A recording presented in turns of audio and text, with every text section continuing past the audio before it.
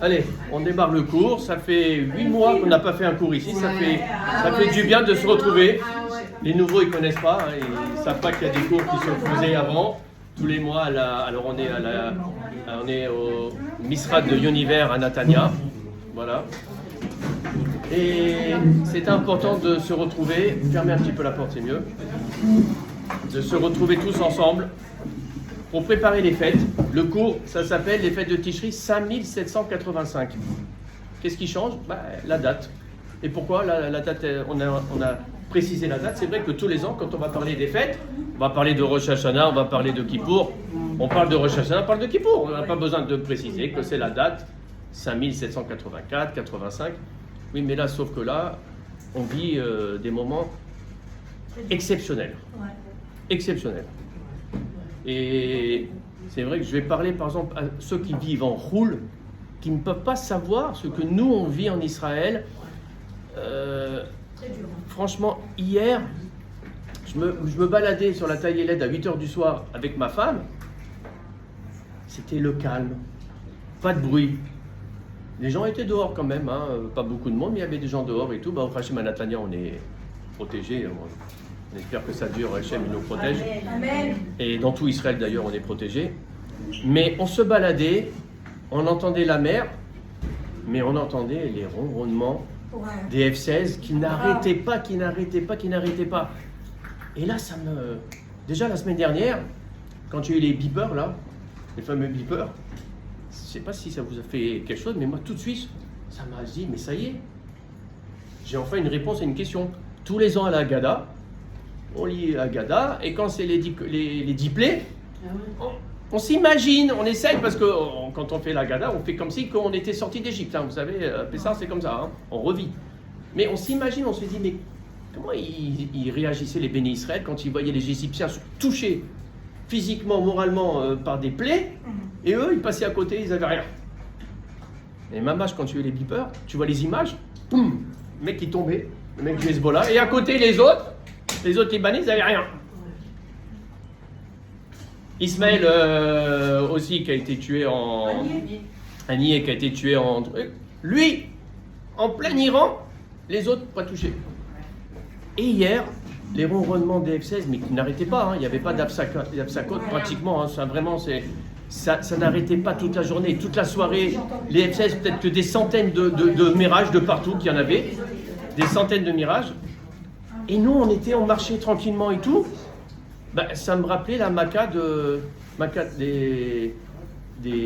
la mort des nouveau-nés, des premiers-nés, qu'ont eu les Égyptiens, où c'était marqué qu'Hachem Passar. C'est pour ça que ça s'appelle Pessah. Hachem, il est passé au-dessus des enfants d'Israël, des bénis Israël, et il a tué tous les premiers-nés égyptiens. Mais il est passé d'abord par-dessus. Cette histoire de F-16 qui est passé par-dessus nous, qui allait au Liban, et que c'était pour la mort des méchants, c'est exactement la même chose. Mais on est en train de vivre la sortie d'Égypte, les amis. On est en plein dedans. Donc c'est pour ça que c'est important de préciser 5785, parce que en 5784, on a raté quelque chose. Il faut dire ce qu'il en est, on a raté quelque chose.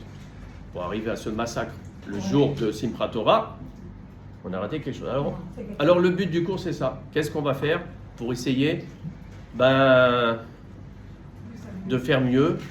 Bon, Hachem, il est avec nous maintenant, évidemment, mais là, il faut vraiment lui montrer qu'il est avec nous. C'est le but de cette introspection que l'on fait pendant le mois d'Elul et qu'on va faire là pour les fêtes. Alors, c'est vrai que j'ai l'habitude de dire tous les ans, quand on est à cette période, c'est un tapis roulant qui démarre dès qu'il y a Rosh Chodesh et Elul. Hop, d'un seul coup, nous, on se retrouve dans un tapis roulant, et puis le tapis roulant, il avance de plus en plus vite, et il fait ça, et tu as 10 000 choses à faire. Ça commence d'abord, après Rosh Chodesh et Elul, on attaque les slichot tous les matins. Nous, les hommes, donc on se lève plus tôt. Alors maintenant, tout le monde fait à minuit et demi. Voilà, une grosse ambiance, même avec les femmes, hein, c'est super. Et on se renforce, on double la Tzedaka. On va aller plus vers le prochain, on va l'aider, on va aller faire, on va visiter les malades, tant qu'on peut, dans les hôpitaux. Voilà, il y a un travail pendant Elul, où déjà, on s'efforce. Et puis après, le tapis roulant, il va aller de plus en plus vite. C'est Rosh Hashanah. Déjà, dès dimanche, on va commencer à préparer les fêtes. 3 jours d'affilée, même en Eretz. Donc là, c'est du boulot. Ensuite, c'est les 10 jours de pénitence. Donc la fameuse semaine entre Rosh Hashanah et Kippour, où là, il y a Shabbat Tchouva. Après, c'est Kippour. Tac, tac. Et après, hop, à peine Kippour fini, vite fait à la souka, et elle va acheter les trucs, et prépare le magasin, et les loulavim, et on n'arrête pas dans les mitzvot Baruch Hashem, et en fait, le tapis roulant, et toi, tu peux rien faire. Tu peux ni aller à droite, ni à gauche, le tapis roulant, il te continue, jusqu'à le but ultime, Simchat Torah. Tout ce que l'on fait, c'est pour arriver à Simchat Torah avec une joie immense. Or, l'année dernière, ça a été très dur ce qui s'est passé. Hachem nous a montré qu'il n'était plus du tout avec nous. Il a ouvert les portes pour les ennemis. Il a dit voilà, je vais vous envoyer une ben baka, vous allez voir. Parce qu'il y a eu des problèmes. Alors voilà, maintenant on va essayer de voir et comprendre pourquoi et comment essayer de faire mieux cette année. On dit 3 fois par jour dans la Mida. On vient de le faire là. Meler, Ozer, ou Moshiach, ou Magen. Dans la première bracha, qui est la plus importante, c'est là où on doit avoir vraiment le maximum de concentration. Meler, Ozer, ou Moshiach, ou Magen, Baruch Ata Hashem, Magen Avraham. On va voir que ces 4 mots-là sont extraordinaires. Alors, Meler, c'est quoi? Le roi. En fait, c'est les 4 manières d'appeler Hachem. On appelle Hachem notre roi, Meler, le roi. Ozer,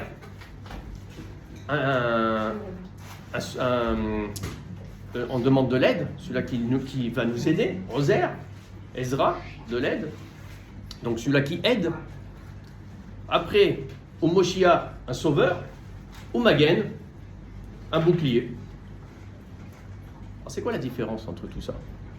On va bien analyser ça, et ça c'est le Gaon de Vilna qui va nous dire comment analyser. Un Meler, c'est quoi un Meler? C'est un roi qui a des sujets. Un roi sans peuple, c'est pas un roi. Et les sujets du roi, qu'est-ce qu'ils doivent faire? Ils doivent servir le roi. Ça veut dire ils doivent servir par rapport aux lois que le roi il a fait. C'est ça.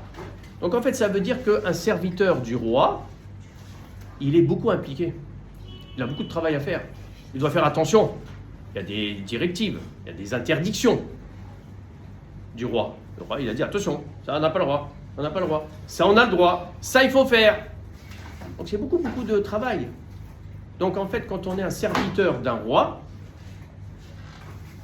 on s'implique énormément. Vous avez compris? C'est ça un serviteur. Il s'implique à fond. Ensuite, le Gaon de Vilna nous dit Ozer, quand il aide, Hachem il aide, c'est quoi une aide? Quand on demande de l'aide,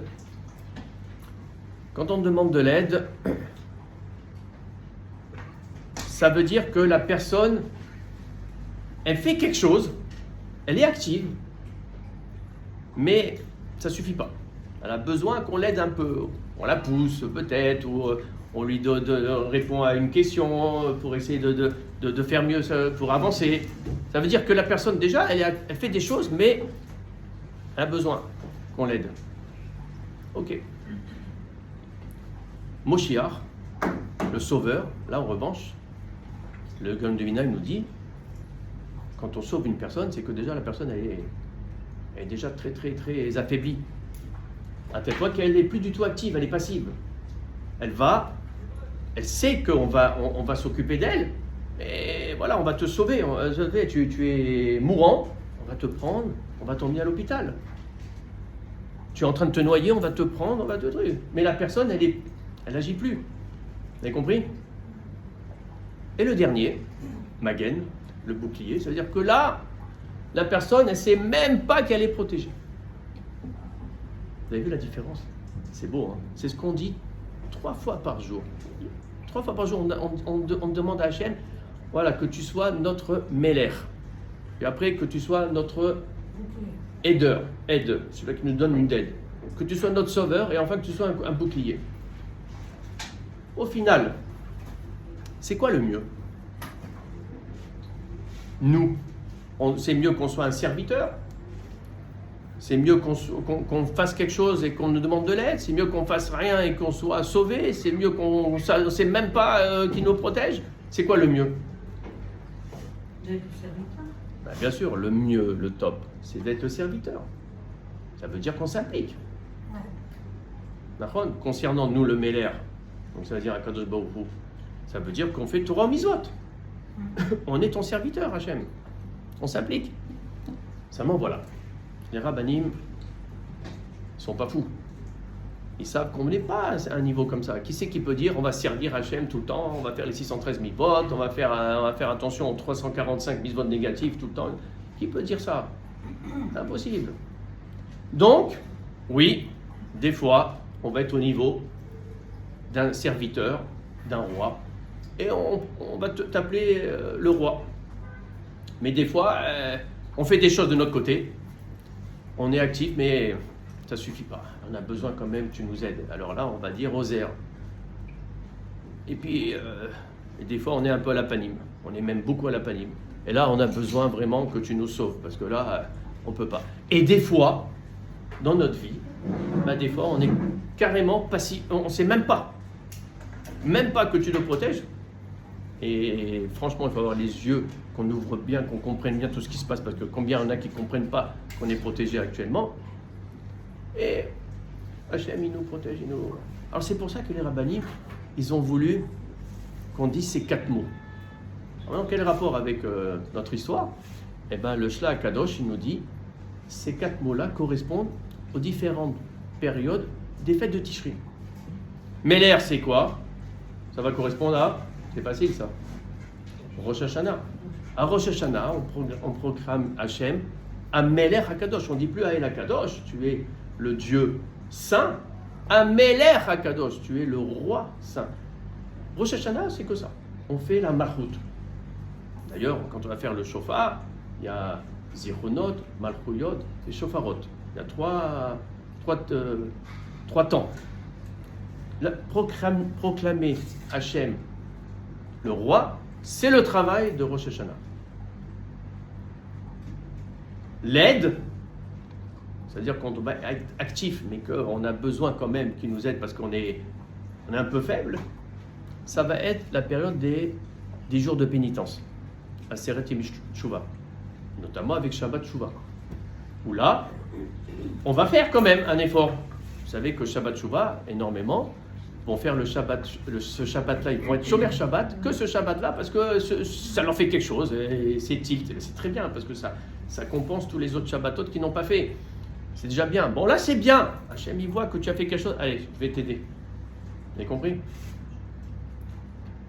Moshiach, le sauveur, ça, c'est Kippour.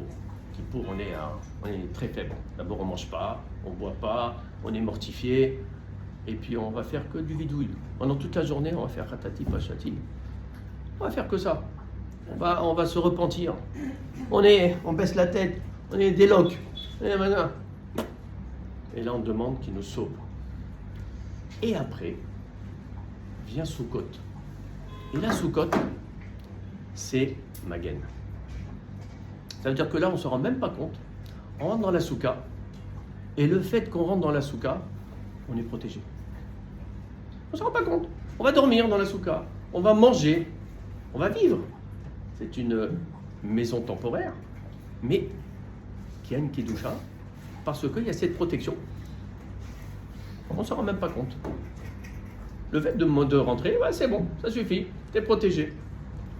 C'est aussi Hoshana Rabbah. Parce qu'en fait, Sukkot, ça se finit par Hoshana Rabbah. Vous savez, il y a Hoshanot tous les jours de Sukkot. Et le plus important, c'est Hoshana Rabbah. Qu'est-ce qui caractérise la mitzvah d'Hoshana Rabbah? De prendre le lula, de prendre la harava, les 5 branches de harava, et de taper effectivement sur le sol. On va voir effectivement c'est quoi cette signification. Mais voilà, le Shtar Kadosh nous dit, voilà, ça correspond à tout ça. Meler Roser ou Moshe Romagen, c'est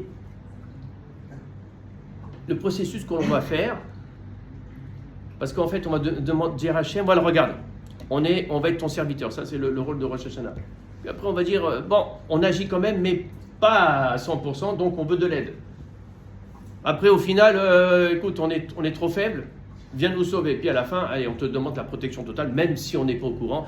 On veut tout, on veut les 4 choses. C'est ça qu'il faut demander. Maintenant, on peut se poser une question. Pourquoi la Torah? Parce que c'est la Torah qui a donné l'ordre. La Torah l'a donné l'ordre, c'est d'Oraïta, c'est pas les rabbanim là. Hein. La Torah l'a donné l'ordre, elle a dit le premier jour de Tishri, ce sera Yom Teruah, le jour de Rosh Hashanah, le jour où on fera le shofar. Et après, le 9, du 9 au 10 de Tishri, ce sera Kippour. Et le 15, ce sera Sukkot. C'est la Torah qui nous donne le processus, le Seder. Les rabbinis se sont posés une question, ils ont dit, mais pourquoi la Torah, elle a mis Rosh Hashanah avant Kippour? La logique, écoutez bien, on est là ce qu'ils disent les rabbinim, c'est intéressant. La logique, c'est que tu devrais d'abord te repentir. Parce que Kippour, c'est le jour où on se repentit, on se baisse la tête, on montre qu'en fait on a fait des fautes, et maintenant voilà, on te promet, on n'en fera plus. Alors que Rosh Hashanah, c'est Yom Hadin, c'est le jour du jugement. Donc c'est mieux de te repentir et après tu es jugé. C'est pas logique? Pas logique? Logique. Et la Torah pourtant elle nous fait le contraire. Il y a quelque chose. En fait, Rosh Hashanah c'est Yom Hadin. Et Hachem, toujours au début, son din, il est de rigueur. C'est la Goura, toujours. D'ailleurs, la preuve, la Torah, elle commence par Bereshit, Bara, Elohim.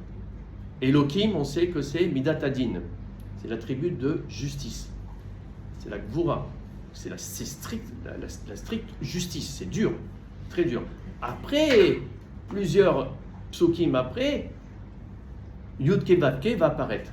Le nom d'Hachem en Yud-Ke Vav-Ke va apparaître, qui est Midat Arachamim. L'attribut de miséricorde. Parce qu'en fait, au début, toujours Hachem, il veut d'abord te juger selon Midat Adin. Pourquoi? Il va voir si tu mérites. Montre-moi d'abord ce que tu mérites. Alors ça, c'est le jour de Rosh Hashanah. Rosh Hashanah, c'est Yom Hadin. Et c'est vrai que c'est un jour rigoureux. Hein? Pourtant, on va faire quand même, on va bien manger, etc. On va voir pourquoi. Mais c'est un jour de jugement où il y a quand même, c'est solennel. Ce jour-là, on est tous bien habillés, on fait attention, on ne parle pas. C'est le jour où il n'y a pas un bruit dans une synagogue. C'est rempli, pas un bruit. Shabbat, c'est balagan. Bon, c'est comme ça. Mais Rosh Hashanah, non. Parce que on ne dort pas. On essaie d'étudier. Parce que c'est le jour où on va être jugé. Alors, on va montrer qu'on mérite. C'est ça le but. La Torah, elle te dit, non, d'abord, tu vas montrer que tu mérites. Et c'est pour ça qu'on va prendre le niveau le plus élevé. On va lui dire, on est ton serviteur. Tu es notre roi, on est ton serviteur. Alors, on va proclamer Hachem le roi et on va montrer qu'on est son serviteur. En revanche, toujours Hachem, il commence par Midat Adin, la rigueur, mais en fait, au final, comme on a vu dans la Torah, il va rajouter Yud-Ke Vav-Ke parce que ça ne marche pas. La rigueur, on ne peut pas, nous, on peut pas être jugé sur la rigueur, ça ne marchera pas. Ce sera nul. Alors, Hachem, après, une fois qu'il a vu que tu as mérité, il faut le mériter, il va mettre la miséricorde dans cette rigueur. C'est le Yud-Ke Vav-Ke et c'est le rôle de Kippour. Kippour, quand on va se pardonner et on va faire le vidouille et les supplications, c'est pour implorer de la miséricorde au Moshiach, pour qu'il nous sauve sans qu'on fasse quoi que ce soit. Et ça, c'est ce qu'on demande, effectivement, à Kippour. Et grâce à ça, on arrive après à la Midat Chesed, ça veut dire l'attribut de bonté, qui est le top. On sait que la bonté d'Hachem, elle est nos limites. Hachem, quand il a la bonté, il la donne à même le plus grand des renégats. Il va lui donner de la bonté du Chesed parce qu'il sait qu'il y a quand même un petit truc positif. De là, il peut jaillir quelque chose de très bon. Donc ça, c'est le Chesed d'Hachem. On essaie d'être à ce niveau, on n'arrive pas, nous, évidemment. Est-ce qu'on peut juger les autres de cette manière? On n'arrive pas. On n'arrive pas. C'est très très dur de juger. Tu vois un délinquant, un machin et tout ça, tu lui dis, mais non, il est bon, il a quelque chose de bien. Bon. Mais on essaye, c'est notre travail.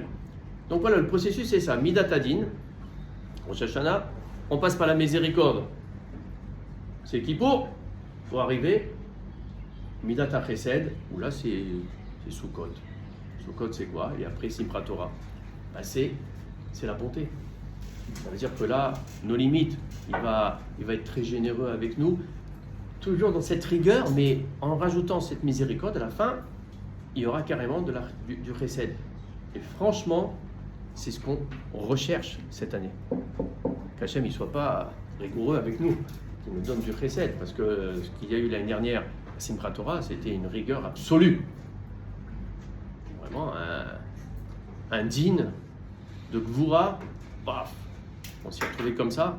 Quoi, Israël, le pays le plus high-tech, le plus truc, machin, rien. Aucune communication, les portes qui s'ouvrent pour nos ennemis, des viols, Qu'est-ce qui s'est passé le jour de Simchat Torah, le jour où on doit être le plus joyeux? Cauchemar. Au lieu d'arriver au top à Simchat Torah avec un chesed, nos limites, on s'y retrouve avec une gvura. Alors, on avait dit Rosh Hashanah, la mitzvah de Rosh Hashanah, c'est quoi? La mitzvah de Rosh Hashanah, c'est quoi? Allô, vous êtes réveillés là? C'est le shofar. Écoutez le shofar. Écoutez le shofar. Alors, c'est quoi ce shofar? Je comprends pas, moi. Je comprends pas. C'est un jour de jugement. On doit effectivement proclamer Hachem le roi. On veut lui montrer qu'on va le servir. T'inquiète pas, on va faire tout. Torah Mitzvot, tu as marqué, on va faire le maximum. Mais maintenant, pourquoi? On l'entend maintenant, on l'entend. Pendant les sirotes, c'est pour se réveiller. C'est pas obligatoire, il y en a beaucoup qui font pas, c'est des minagim ça. Mais à Rosh Hashanah, c'est obligatoire. Sauf quand ça tombe Shabbat, ça c'est des rabbanan qui ont instauré qu'on ne fait pas la sonnerie du shofar parce qu'on peut porter quand on est en poule, etc. Bref, la mitzvah de Rosh Hashanah, c'est la sonnerie du shofar. Mais maintenant, quel est le rapport? Quel est l'enseignement de en plus, c'est un mitzvah de la Torah, de Oraïta. On est obligé de faire la bracha Asher Kideshanu Mezuzah Vetsevanu. Et après, on fait la prière donc de Lishmoa Kol Shofar. C'est un chesed qui nous a donné de nous réveiller. Bravo, c'est un chesed. Alors on va voir comment. Le fait de faire chauffard. En fait, je vais vous dire une chose. Les rabbanim se sont posés une question. Ils ont dit ok, ce jour-là c'est un jour de jugement. On va essayer d'être méritant. Donc on va faire nos prières, on va faire le machin. Mais entre nous, comment tu peux parler avec Hachem? Ok, tu fais des tfilotes, tu fais des prières que les rabbanim ils ont dit. Mais est-ce que c'est bon? Est-ce que ça suffit? Est-ce que c'est pas assez? Est-ce que c'est trop? On ne comprend pas parce que c'est l'infini, Hachem. Hachem, c'est l'infini. Quand on dit que Hachem, c'est un, on dit Hachem Echad, Ushmo Echad. Son nom, c'est un, et Hachem est un, et son nom est un. Son nom, quand on parle du nom d'Hachem, c'est-à-dire la propagation, parce que l'essence même d'Hachem, c'est impossible voilà, c'est très compliqué de pouvoir l'apercevoir. Nous, on peut percevoir que le nom d'Hachem en propagation. Mais pourquoi, quand on dit un, ça veut dire quoi? Ça veut dire qu'il n'y a pas d'autre... Non, ça ne veut pas dire ça. Ça veut dire que dans le monde, dans tout le monde, tout est créé par binôme. Tout est créé parce que sinon il n'y a pas d'équilibre. Ça n'existe pas. On ne peut pas. L'homme, la femme, le yin, le yang, même ils disent les goyim. Il y a tout, il y a le plus et le mal dans l'électricité, le machin. Tout c'est obligatoire. C'est, par exemple, je fais un mouvement comme ça. Je me pose sur le mur. C'est de la physique ça. Je crée une force perpendiculaire au mur. Dans ce sens-là, automatiquement le mur me crée une force égale, opposée, pour que je sois en équilibre. Sinon ça ne marche pas. La physique, sinon ça ne marche pas. Donc ça veut dire que tout, c'est par deux. Sauf lui. Lui, c'est quelque chose d'exceptionnel. Lui, il est un et il arrive à vivre de cette manière. Alors que ça n'existe pas. Quelque chose qui n'a pas son contraire, son opposé, c'est impossible. C'est impossible.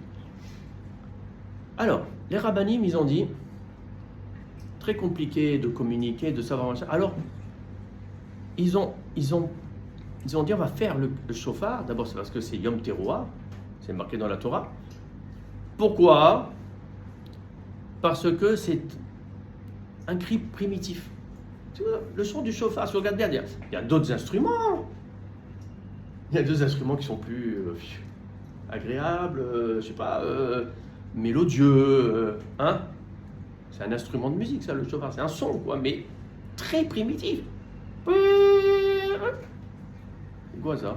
Tu peux refaire le son. Eh bien, le but, c'était effectivement un cri qui vient de l'intérieur. Primitif, comme un cri d'un nourrisson. Ça veut dire, sans penser à quoi que ce soit, sans essayer de modifier quelque chose, le plus naturel possible, ce cri du shofar, il vient de l'intérieur, il est très, très primitif. Après, ils se sont posé la question. Ils ont dit, bon, mais on fait un son comment? Un son court, un son long, un son saccadé, et c'est la raison pour laquelle on a plusieurs combinaisons, puisqu'effectivement on commence par Tekiya, qui est un son long. Après Shvarim, c'est 3 sons saccadés, 9 sons minimum. Voilà, et après on finit par Tekiya. Voilà. Alors pourquoi? Parce que je le fais tous les matins. Je le fais tous les matins, le shofar. C'est affolant même. Alors regardez bien, écoutez bien. Là aussi, on va revenir sur Chesed, Gvura et Tiferet. Parce que le Chesed, on avait dit, c'est nos limites. Nos limites. Ça correspond au son Tekiya. C'est de la Chassidut, ça. Le son Tekiya, il est nos limites. C'est-à-dire que le Baal Tokeya, celui-là qui fait le shofar, il a l'autorisation de faire un son qui peut rester 1 minute, 2 minutes s'il a du souffle. Il n'y a pas de limite. Nos limites. Pourquoi? Ça correspond au précède, à la bonté. Il est important ce son. C'est la raison pour laquelle on va commencer par ce son, on va finir toujours par ce son. Parce qu'on veut être entouré que de précède. On implore que le précède. Regardez un petit peu tout le travail qu'on va faire là, cette période. Et malheureusement, l'année dernière, on s'est retrouvé à la fin de tout ça, on a eu la Gvura. On a fait tout faux. Hein. Alors que tout notre travail, c'est pour avoir le chesed au bout. Donc, on va commencer par le chesed. On finira par le chesed. Au milieu, il nous faut quand même de la Gvura. Ça veut dire dans le chesed, on va toujours ajouter de la Gvura. Et ça, c'est les Shvarim. Shvarim, c'est saccadé. Et ça, c'est pour introduire de la Gvura. Parce qu'il faut de la Gvura. On n'a pas le choix. Il faut de la rigueur. Et donc, c'est pour ça que c'est que 3 sons saccadés qui ne doivent pas faire plus d'1 seconde. Les 3 sons. Donc, c'est 1/3 de seconde par son. C'est tac. Alors 3 c'est quoi? Minimum 9 sons saccadés, très rapides. Et après tu peux faire 10, 11, 12, 15, 20, 30. Nos limites. En fait ça c'est Tiferet. Tiferet c'est l'harmonie. Ça veut dire que tu as le chesed, donc la bonté. Tu as la Gvura, c'est la rigueur. Et en fait, au milieu, c'est avec Yaakov Avinu, c'est Tiferet, l'harmonie. Ça veut dire de la bonté, de la rigueur, c'est le top. Ben, c'est ça. Mais si vous regardez bien, effectivement, Teruah, c'est un son de Tekiya, mais avec des saccadés. Et puis, c'est nos limites. Donc, le Teruah, il est très important. Et c'est la raison pour laquelle, quand on finit on a 101 sons, 101 sonneries qu'on doit faire le jour de Rosh Hashanah. En fait, on a 100 sonneries et on finit par une dernière sonnerie pour atteindre le chiffre 101 qui est très important chez nous et qui est 3 Gdola. C'est-à-dire à la fin, on fait une très très longue 3. On essaie d'aller le plus longtemps possible parce que c'est le Tiferet, ça veut dire il y a de la Gvoura, mais on veut le Chesed, le Chesed, le Chesed. Alors rappelez-vous, c'est ça important qu'on va retenir aujourd'hui, quand vous allez écouter le shofar, pensez à ça. Quand c'est le son long, c'est le Chesed, c'est important. Après la Gvoura, il en faut pour qu'on avance un peu parce qu'il faut de la rigueur. Après 3, c'est le Tiferet, c'est les deux. Et on finit par le Chesed. Espérons, si Dieu veut, qu'on arrivera pour Simchat Torah avec vraiment un Chesed, nos limites d'Hachem. Et pour cela, on passe par les 10 jours de repenti, les Aseret Yemei Tshuva, avec notamment Shabbat Tshuva. Bon, là, on sait que chaque jour va réparer les autres jours, tous les jours qu'on n'a pas bien fait, etc. Donc ça, c'est important. Et puis à Kippour, comme on a dit, on se mortifie, on fait le vidou, etc. Alors, on va finir par Sukkot et Hoshana Rabbah. À Sukkot, on a énormément de mitzvot. Énormément de mitzvot. Hein? La souka, de la construire, après de rentrer dedans. Le fait de rentrer dans la souka, c'est une mitzvah. Tu manges dans la souka, c'est une mitzvah. Tu dors dans la souka, c'est une mitzvah. Et après, tu as les arba minimes, les 4 espèces que tu vas faire, ce qu'on appelle le lulav, et que tu vas faire les différentes, etc. Alors, c'est quoi ces arba minimes? Il y a l'étrog, le hadas, le lulav et la harava. D'accord? L'étrog, c'est quoi? L'étrog, c'est ce qui sent bon et ce qui se mange, ou qui a un bon goût. Donc ça veut dire qu'on peut manger. Ça correspond aux juifs qui étudient la Torah, ce qui sent bon, et qu'il a des bons fruits, ça veut dire qu'il fait des bonnes mitzvot. Donc c'est le complet. D'accord? L'étrog, c'est le complet. C'est pour ça qu'on fait toujours attention d'acheter un bel étrog, on regarde l'étrog, etc. S'il n'a pas de tache et tout, c'est le tzaddik, l'étrog. Le hadas, ça sent bon. C'est là qu'il étudie, mais il ne fait pas de fruits. Donc pas de mitzvot. Le lulav, lui, il se mange. Il a des fruits, des très bons fruits, des dattes. Donc ça, il fait des mitzvot. Mais il ne sent pas d'odeur. Lui, il n'étudie pas. Et la harava, le saule, pas d'odeur, pas de fruits. Lui, il n'étudie pas les trucs. Alors, les rabbanim, ils nous disent, c'est les 4 types de juifs. Voilà, tu as celui-là qui est comme ça, qui a le top, et tu as celui-là qui est... Voilà. C'est la raison pour laquelle on avait dit Sukkot et Hoshana Rabbah, notamment, c'était Magen. Magen, c'est en fait quand on demande la protection, même quand on ne sait même pas que Hachem il nous protège. Ça correspond effectivement à ce type de juif qui est tellement loin d'Hachem qu'il ne sait même pas qu'Hachem il le protège.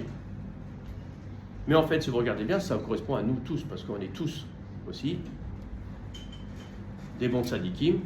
Puis après, des fois, on fait les mitzvot, mais on n'étudie pas. Ou alors des fois, on étudie, on ne fait pas trop de mitzvot. Et puis des fois, sur certains points, on ne fait rien, on ne fait pas ni mitzvot ni Torah, parce que ça, on n'a pas encore réussi à faire, etc. En gros, ça a un rappel à ce qu'on voit dans Pessah, pour qu'il y en a voir. De quoi? Les 4 qui posent des questions. Ah oui, bien sûr. Tout ça, ça revient, bien sûr.